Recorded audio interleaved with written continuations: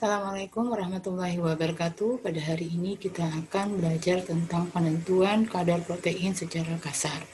Jadi 2 minggu yang lalu kita sudah belajar tentang yang namanya kadar air. Kemudian minggu kemarin kita sudah belajar tentang penentuan kadar abu. Nah, di dalam bahan pangan maupun bahan non-pangan hasil pertanian, itu nantinya mengandung yang namanya air, abu, protein, lemak, dan karbohidrat. Itu secara garis besarnya adalah kelima komponen itu pasti ada di dalam bahan hasil pertanian. Oleh karena itu, nanti kita terlebih dahulu bisa menentukan berapakah yang jumlah kadar airnya, kadar abunya, dan pada hari ini kita akan membahas tentang kadar protein secara kasar. Metode seperti apa sebenarnya yang bisa kita lakukan untuk menentukan kadar protein secara kasar yang ada di dalam bahan tersebut. Nah, di sini ada penggunaan kata kasar, apakah crude gitu kan ya, di dalam penjelasan ini, karena nantinya kadar protein yang ditetapkan itu adalah kadar protein yang memang mengandung unsur N, tetapi unsur N yang akan terbaca itu tidak hanya berasal dari protein. Akan tetapi bisa jadi nantinya unsur N itu adalah unsur yang dimana yang bukan berasal dari protein, yang kita sebut sebagai komponen non-protein lainnya. Nah, selain dari protein, katakanlah misalnya asam amino. Asam amino memang pembentuk dari protein. Akan tetapi protein dan asam amino adalah sesuatu hal yang berbeda, begitu ya, walaupun di dalam kedua bahan tadi atau komponen ini mengandung unsur N. Asam amino mengandung unsur N, protein juga mengandung unsur N. Nah, maka metode yang akan kita gunakan untuk menentukan kadar protein secara kasar, itu nantinya N dari mana saja itu bisa dibaca melalui metode ini. Oleh karena itu, nantinya metode ini memang disebut dengan metode penentuan kadar protein secara kasar. Nah, walaupun demikian, begitu ya, masih membaca kandungan-kandungan ataukah unsur-unsur N yang bukan berasal dari komponen protein, akan tetapi ini adalah suatu metode yang sampai sekarang masih digunakan begitu. Artinya, kita sudah bisa menduga kadar protein dari suatu bahan itu adalah berapa begitu ya, karena memang jumlah N dari unsur yang lain itu jumlahnya lebih sedikit daripada komponen protein yang sebenarnya. Jadi kita bisa nantinya menduga begitu ya berapakah jumlah kadar protein yang sebenarnya yang ada di dalam si bahan itu. Nah, nanti untuk penentuan kadar protein tidak hanya untuk metode pada hari ini begitu ya, tetapi nanti akan diajarkan juga metode untuk menentukan kadar protein yang sebenarnya begitu ya. Ada beberapa metode yang lainnya nantinya. Nah, di sini kalian akan mempelajari untuk menentukan kadar protein itu adalah secara kasar. Nah, kalau kita ketahui bahwasannya protein itu adalah polimer dari asam amino. Artinya asam amino itu merupakan monomer yang akan membentuk yang akan membentuk yang namanya protein. Jadi asam amino saling berikatan dengan ikatan peptida, maka membentuk yang namanya protein. Ini yang akan kita uji, bukan asam aminonya, akan tetapi kita akan menguji berapakah jumlah protein yang ada di dalam suatu bahan. Begitu ya, yang artinya protein ini masih terjadi ikatan antara asam amino dengan asam amino yang lainnya dengan menggunakan ikatan peptida. Berat molekul dari protein itu memang cukup tinggi gitu kan ya, sekitar 5.000 dalton sampai ribuan dalton. Begitu. Di dalam makanan kadar protein itu kisarannya katakanlah 13,4% sampai 19,1%. Memang ini biasanya bisa jadi menjadi 20 atau 30% ya untuk bahan-bahan beberapa sumber protein begitu, katakanlah misalnya kacang kedelai gitu atau susu kan jumlah proteinnya lebih tinggi lagi. Nah, protein itu kita harus pahami juga kan, kemarin di kimia juga paham ya bahwasanya bisa terdenaturasi dengan adanya pemanasan ataukah dicampurkan dengan asam atau dicampurkan dengan basa gitu kan, atau dicampurkan dengan urea ataukah dicampurkan dengan guanidin HCl gitu ya, kemudian juga pelarut organik dan deterjen. Maka nanti protein akan terjadi proses denaturasi gitu ya, artinya merusak struktur 3 dimensi yang ada di dalam protein itu sendiri.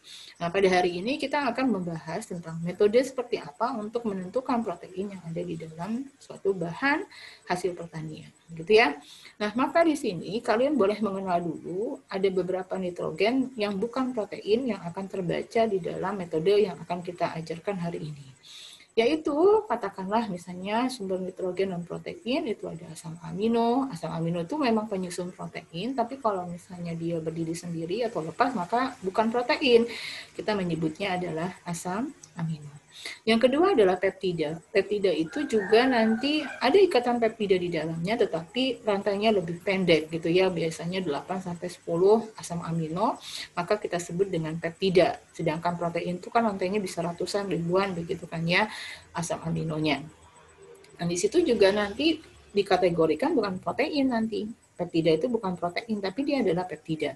Kemudian juga asam nukleat, begitu ya. Itu nanti juga akan terbaca, karena di dalam bahan-bahan hasil pertanian itu ada yang namanya asam nukleat. Kemudian juga ada fosfolipid, khususnya fosfolipid yang kepalanya itu ya, ataukah bagian polarnya, itu yang merupakan protein. Begitu ya, ataukah yang sifatnya mengandung unsur N, begitu ya. Kemudian ada gula amino itu maksudnya gula yang berikatan dengan asam amino. Kemudian ada porfirin, ya, ada N-nya, itu vitamin juga ada unsur N-nya. Alkaloid itu juga ada unsur N-nya, asam urat, urea. Kemudian di situ adalah bagaimana kita bisa memahami adalah ion amonium. Itu juga mengandung yang namanya unsur N. Tetapi unsur N yang disebutkan di sini bukanlah unsur N yang merupakan protein. Jadi disebut dengan nitrogen dan protein. Dan ini semuanya apabila ada terkandung di dalam suatu bahan hasil pertanian, baik pangan maupun non-pangan, maka dia akan terbaca sebagai kadar protein. Karena yang akan kita hitung itu adalah jumlah N, bukan jumlah protein. Karena nantinya kita lakukan destruksi untuk memperoleh N-nya berapa, kemudian N itu bisa diukur jumlahnya adalah berapa sebagai amoniak, begitu ya. Nah, ini yang nantinya kalian harus bisa menjelaskan begitu ya, bahwasanya kadar proteinnya misalnya terlalu tinggi, kira-kira apakah protein yang real atau ada unsur lain di situ yang sebenarnya mempengaruhi di dalam penentuan kadar protein, karena metodenya bisa membaca unsur N yang lain yang bukan protein, begitu ya. Nah, itu harus diperhatikan. Nih, contohkan lah untuk membuktikan misalnya ini asam amino, ada unsur N-nya. Bukan protein ya. Kemudian ada triptofan, ini juga adalah asam amino, ada unsur N-nya. Kemudian ini adalah adenin, ini asam nukleat gitu ya. Ada unsur N-nya, cukup banyak unsur N-nya. Ini nanti kalau kita destruksi, ini unsur N-nya akan lepas satu-satu dan ini kan terbaca sebagai N begitu ya. Padahal N-nya bukan dari protein, tetapi N-nya ada dari adenin misalnya asam nukleat. Kemudian juga ada dari alkaloid, katakanlah aquamilin, ya, aquamilan begitu ya. Maka ini ada unsur N di sininya. Ini terbacanya nantinya sebagai N begitu ya, padahal ini bukanlah protein. Nah, itu yang menyebabkan mengapa penyebutannya itu adalah penentuan kadar protein secara kasar, secara crude, karena memang ada beberapa unsur N yang bukan dari protein yang bisa terbaca di dalam metode ini. Ya, nah maka nantinya kita bisa ya, sebelum kepada metode yang sesungguhnya yang kita ajarkan pada hari ini, analisis protein itu sebenarnya cukup banyak begitu ya, ada beraneka ragam. Kadang-kadang kita bisa menentukan kandungan total protein gitu ya, contohnya yang kita akan jawab hari ini. Nah, kemudian komposisi asam amino itu juga berhubungan dengan protein yang nantinya didestruksi akan menghasilkan yang namanya asam amino nanti jumlahnya berapa asam aminonya. Kemudian kandungan protein selama proses isolasi dan pemurnian. Artinya kita bisa juga menentukan menganalisis protein itu begitu kan ya, untuk bisa menentukan berapakah kandungan proteinnya pada saat kita melakukan suatu isolasi di dalam suatu bahan yang mengandung protein cukup tinggi, kemudian dimurnikan berapakah jumlah proteinnya. Itu kan kita lakukan untuk menganalisis yang namanya jumlah protein yang ada di dalamnya. Ataukah juga bisa jadi nanti analisis protein ini untuk nitrogen dan protein begitu ya. Jadi bisa jadi kita tahu misalnya proteinnya berapa dengan metode yang lain nantinya ya, akan dijelaskan berikutnya. Nah, kemudian ternyata di situ ada pada waktu kita menentukan kadar protein secara kasar, ternyata jumlahnya lebih tinggi dibandingkan dengan protein yang real. Artinya ada nitrogen dan proteinnya jumlahnya berapa, tinggal mengurangkan saja. Kemudian juga daya cerna protein, artinya protein yang akan masuk ke dalam tubuh itu daya cernanya seperti apa dengan adanya metode enzimatis begitu ya, untuk bisa menghidrolisis gitu kan ya, dari dari protein yang ada menjadi asam amino seberapa besar daya cernanya begitu. Nah, ini adalah metode yang kita gunakan. Metode ini cukup lama loh, tahun 1883 ditemukan oleh Johann Kezdhal gitu ya. Jadi memang itu cukup lama gitu. Namanya pun namanya metode mikrokejedahal. Jadi nama orang yang di belakangnya itu ya, sehingga huruf K itu harus besar. Nah, kalau kalian menuliskan kejedahalnya itu harus dalam huruf yang huruf K-nya adalah huruf besar, karena itu adalah nama orang yang menemukan metode ini gitu kan ya, yang cukup lama sekali dan sampai sekarang masih digunakan baik di penelitian akademisi gitu ya, maupun di perusahaan mereka masih tetap menggunakan metode ini. Oleh karena itu kalian tidak masalah menggunakan metode ini, sampai tidak hanya di Indonesia, sampai ke luar negeri pun masih menggunakan metode ini, karena masih bisa menetapkan berapakah kadar protein begitu ya, untuk memberikan gambaran begitu, seperti itu bisa. Nah itu ya cukup lama. Kemudian ini seperti yang saya sebutkan tadi, kalau misalnya metode ini disebutkan di dalam metode penelitian kalian harus sebutkan bahwasanya metode untuk penentuan kadar proteinnya adalah menggunakan metode mikrokejedal. Jadinya orang akan paham, oh nanti protein yang didapatkan itu adalah protein secara kasar, bukan protein yang real yang ada di dalam si bahan tersebut. Nah kemudian juga gitu kan ya, sebagaimana yang telah dijelaskan tadi, bahwasanya jumlah N yang akan terbaca pada metode mikrokejedal itu dari unsur N protein dan unsur N yang bukan protein. Kalian sudah paham itu ya, nanti bisa kalian baca kembali yang jumlah apa saja sih sebenarnya N non protein itu, dari mana saja kemungkinannya. Ini harus dijadikan sebagai sumber analisis kalian pada saat kalian menganalisis kadar protein dengan menggunakan metode mikrokejedal. Nah ini ada 3 langkah nantinya karena kita bicara analisis ya. Pertama adalah di dalam penentuan kadar protein dengan menggunakan metode mikrokejedal, itu adalah pertama adalah destruksi, itu pertama. Kemudian yang kedua adalah netralisasi dan distilasi. Dan yang ketiga adalah metodenya adalah titrasi. Jadi 3 tahapan, 3 langkah ini kita harus lakukan sampai bisa menentukan berapakah jumlah protein yang ada di dalam suatu bahan. Yang pertama kita bahas dulu tentang destruksi. Namanya destruksi itu artinya bahwasanya si bahan atau sampel yang kita akan tentukan berapakah jumlah protein yang ada di dalam sampel tersebut atau bahan tersebut, maka terlebih dahulu nantinya si bahan tadi kita destruksi. Destruksi itu artinya melepaskan unsur-unsur N dari unsur-unsur yang lainnya yang ada di dalam bahan tadi, begitu ya. Maka nantinya kita akan menggunakan di sana adalah penambahan dengan menggunakan asam sulfat, kemudian juga katalis. Biasanya menggunakan HGO, tapi bisa juga menggunakan katalis yang lain begitu ya, untuk terjadinya proses reaksi mendestruksi gitu kan ya, dari asam bukan dari asam amino, dari protein itu nanti dilepaskan dari bahan-bahan yang lainnya, dari makromolekul yang lainnya, katakanlah di situ ada karbohidrat, ada lemak begitu ya, ada mineral, kemudian ada juga air. Nah itu dilepaskan seluruhnya dari si bahan yang mengandung unsur N tadi gitu kan ya, ada proteinnya. Dengan jalan apa? Untuk mempercepat tadi itu ditambahkan dengan asam sulfat, ditambahkan dengan katalis gitu kan ya, ada panas nantinya. Nah panas inilah yang nanti membantu untuk melepaskan unsur-unsur yang bukan protein yang ada di dalam si sampel itu atau di dalam bahan itu. Nantinya selama proses destruksi itu akan dihasilkan yang namanya amonium sulfat. Ya berupa ada amoniaknya, ini unsur N-nya begitu ya, yang bentuknya adalah masih bentuk amonium sulfat atau NH4 2 kali SO4. Nah dari sini kita bisa lihat ini contohnya gitu ya. Ini contoh, mungkin kalian nanti tidak menggunakan kertas saring seperti ini ya. Ini ditambahkan, ini contohnya saja ya bagaimana kita melakukan destruksi.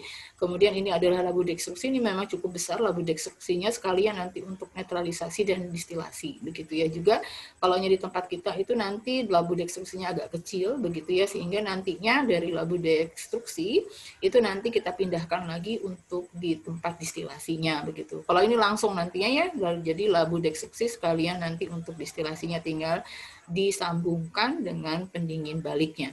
Ini kita timbang seluruh sampelnya, kemudian kita tambahkan tadi bahan-bahan yang kita gunakan ya, tadi itu untuk ada amonium, ada asam sulfat, kemudian ada katalisnya, kemudian kita panaskan. Ini dipanaskan. Biasanya ini ditempatkan di dalam suatu ruang asam gitu ya, artinya nanti beberapa yang namanya dari bahan ini pada saat kita panaskan dia akan menguap, makromolekul lain yang bukan protein itu nanti akan diuapkan dalam bentuk asap. Ini bisa kita lihat di sini ya, saya inikan dulu sebentar, ini nggak bisa kalau di sini, ini harus dalam bentuk di sini.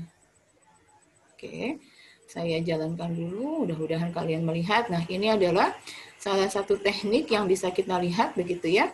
Ini nantinya saya ulangin lagi untuk melihat kepadakan kalian. Ini kan dipanaskan. Dipanaskan, di situ nanti akan terlihat di sini adalah asap. Ini awal-awal artinya ada airnya, kemudian nanti di situ ada karbohidratnya, kemudian ada lemaknya, itu diuapkan seluruhnya gitu kan ya. Oleh karena itu ini berbahaya apabila diletakkan di lab itu nantinya pada ruangan yang terbuka begitu di mana situ banyak orang. Jadi harus di dalam ruangan asam sehingga asapnya ini keluar ke lingkungan, tidak masuk ke dalam ruangan yang di mana asap-asap ini berbahaya pada saat kita panaskan. Gitu ya, berbahaya untuk dihirup ya oleh manusia begitu. Jadi ini dipanaskan nantinya begitu kan ya selama beberapa waktu sampai nantinya nih kelihatan asapnya ya. Nanti saya yang kedua saya akan tunjukkan di sini bahwasanya sampai dia agak berwarna hitam gitu ya. Nah, ini nantinya coba kita perhatikan. Dari sampel tadi kan masih ada kertas saring itu semuanya terbakar seluruhnya, begitu. Yang tertinggal adalah unsur N yang ada di dalamnya. Dan kertas saringnya pun itu tidak boleh ada unsur N. Nanti kebingungan nanti ada di dalam sampel ada kertas saringnya ada unsur N-nya. Jadi semuanya bebas dari unsur N. Hanya si sampelnya saja yang ada unsur N-nya, begitu ya. Nah, maka nantinya sampai kelolnya sudah selesai, tadi asapnya seluruhnya keluar, itu kan agak berwarna coklat. Ini harus dibeningkan, gitu ya, sampai nanti kita panaskan lagi, sampai dia nanti menjadi warnanya akan menjadi bening. Ini kan masih ada tersisa ya, itu asap-asapnya itu masih keluar nantinya. Nah, kita lanjutkan sampai nanti berakhirnya proses destruksi itu apabila warna sampelnya sudah menjadi warna seperti ini. Ini warnanya agak bening ya, bening memang bening. Ini nanti bening gitu kan ya, selesailah proses destruksi yang kita lakukan. Itu yang akan terjadi gitu ya oleh kalian kalau misalnya kalian di lab itu warnanya nanti menjadi hitam pekat begitu kan ya, kemudian dia terus dipanaskan, asap terus keluar begitu kan ya, terjadi proses reaksi untuk melepaskan bagian-bagian yang tidak mengandung unsur N, itu semuanya dilepaskan ke lingkungan begitu ya. Jadi warna hitam itu sebenarnya unsur karbon, yang paling banyak kan unsur karbon, karbohidrat ada banyak karbonnya, protein banyak karbonnya, kemudian juga lemak juga banyak karbonnya begitu ya. Itu dilepaskan semuanya. Oksigen, hidrogen itu dilepaskan semuanya sehingga nantinya dia akan menjadi berwarna bening. Kalau sudah bening, maka kita selesai proses destruksinya yang kita lakukan sampai akhirnya karena ini cukup panas, kita dinginkan nantinya terlebih dahulu untuk berhasil destruksinya, maka kita akan bisa melihat kalau sudah dingin bentuknya menjadi seperti ini.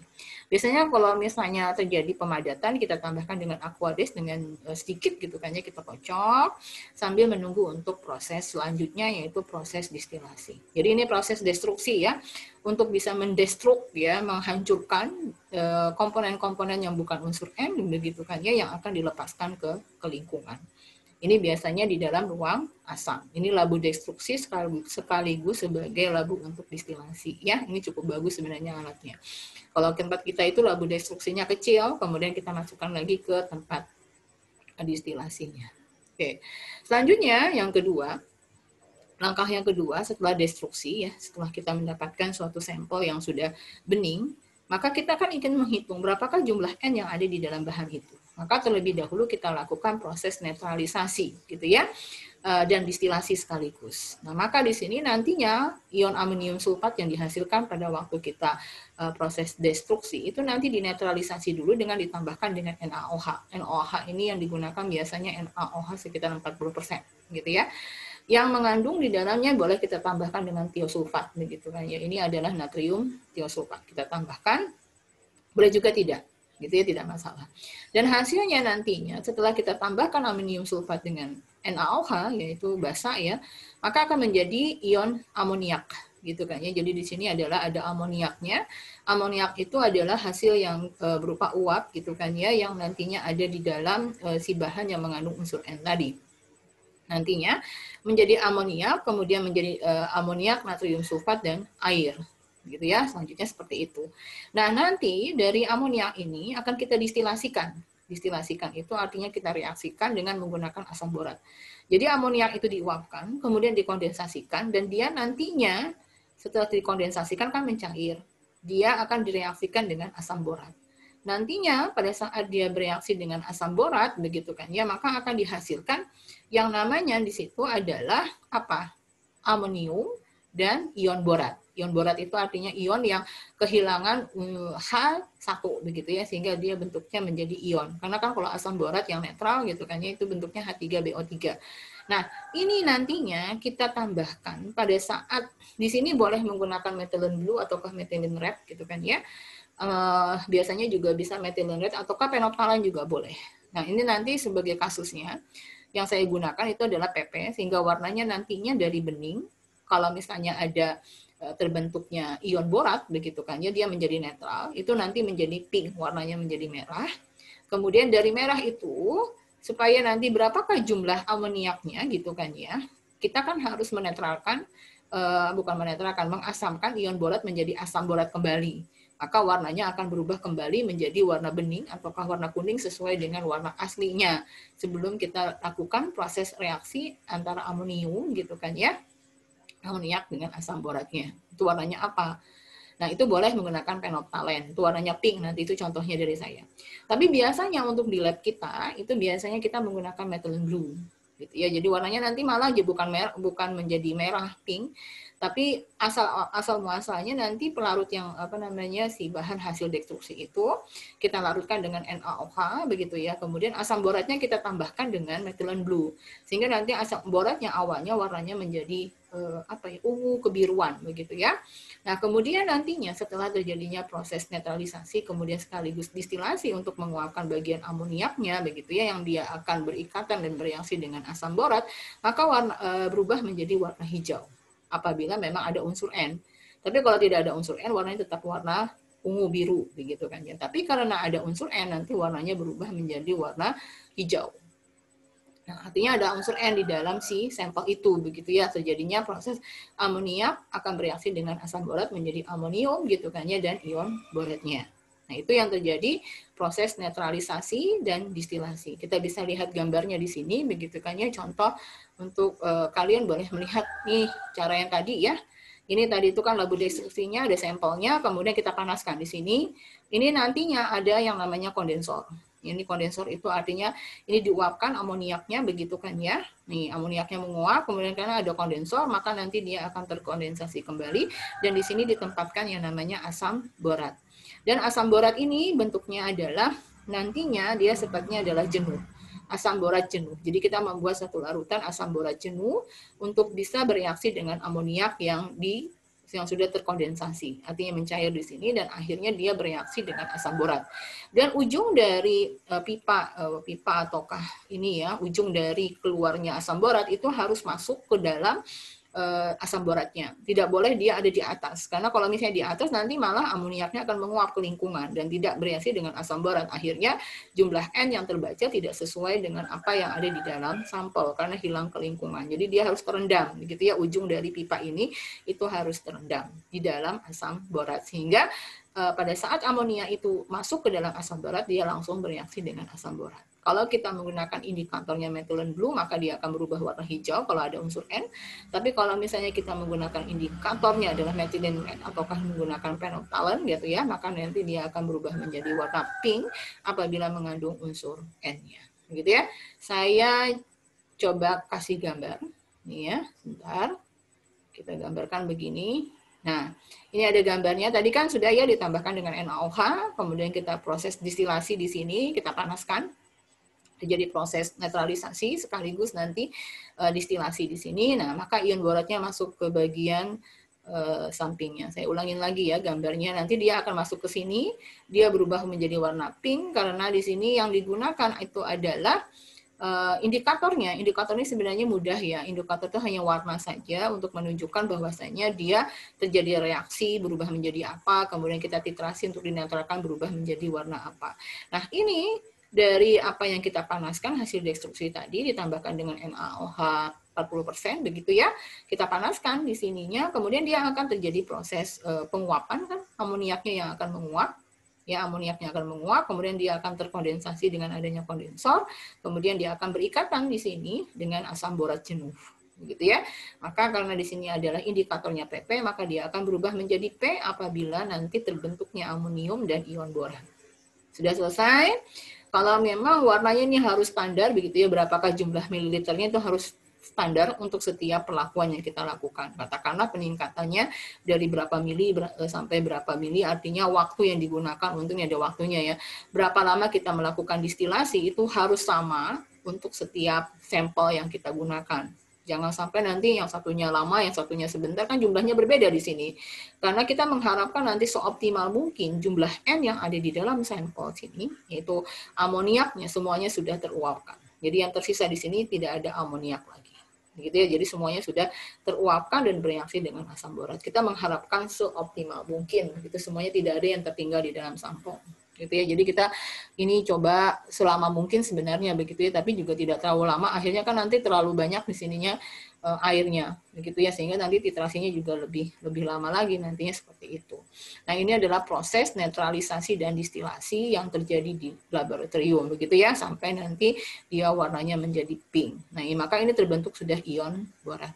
Nah, dari sini kita lanjutkan lagi gitu kan ya, untuk bisa menghitung ion borat itu berapakah jumlah amoniak yang ada di dalamnya, kita menghitung jumlah ion borat yang kita reaksikan nanti melalui suatu proses distilasi gitu kan ya, bukan distilasi, titrasi selanjutnya, maka nanti ion boratnya itu kita titrasi dengan menggunakan HCl, sehingga nanti ion borat dengan adanya H plus yang berasal dari asam klorida ini gitu ya, dia akan membentuk asam borat kembali. Nah, maka karena ini warnanya pink, asam borat itu nanti warnanya adalah tidak pink, warnanya sesuai dengan warna aslinya, bisa jadi itu adalah bening kekuningan tergantung dari bahan yang kita gunakan begitu kan ya. Nanti kita lakukan proses titrasi gitu. Maka berapakah jumlah HCl yang digunakan pada waktu kita mentitrasi itu sama dengan jumlah N yang ada di dalam sampelnya. Gitu kan ya. Karena kan bereaksi antara membentuk amonium dan ion borat pada waktu kita melakukan distilasi.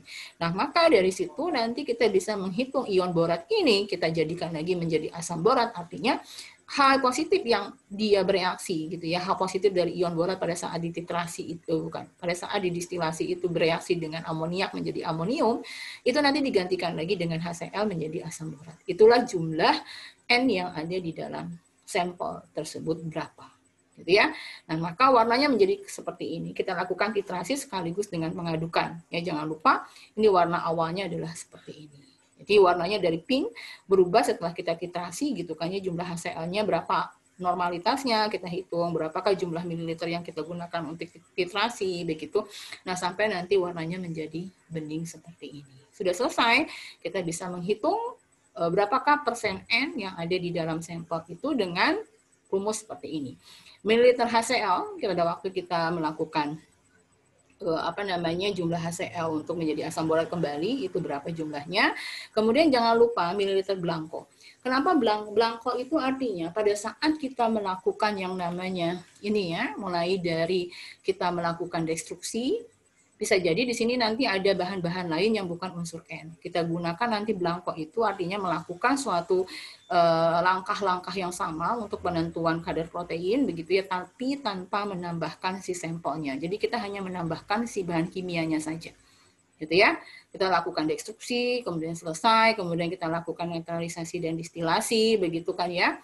Kita lakukan prosesnya juga sama seperti ini, kemudian kita tambahkan dengan NaOH, kita lakukan proses distilasi. Nah, pada saat kalau memang si alatnya ini bersih sekali dari unsur N, begitu kan ya, maka nanti pada saat dia tanpa sampel yang jadikan blanko gitu ya, itu nanti warnanya tidak akan berubah. Kalau di sini kan berubah jadi pink, maka dia akan tetap warnanya menjadi bening, begitu kan ya. Nah, itu yang akan terjadi gitu. Tapi kalau misalnya ada unsur N yang lain, itu nanti jadi pengurangnya ya, bisa jadi mungkin di alat itu masih ada N yang lain yang tersisa untuk analisis sebelumnya, maka kita kurangkan nantinya berapakah mililiter HCl yang bisa dijadikan menjadi asam borat begitu. Nah, karena itu rumusnya seperti ini.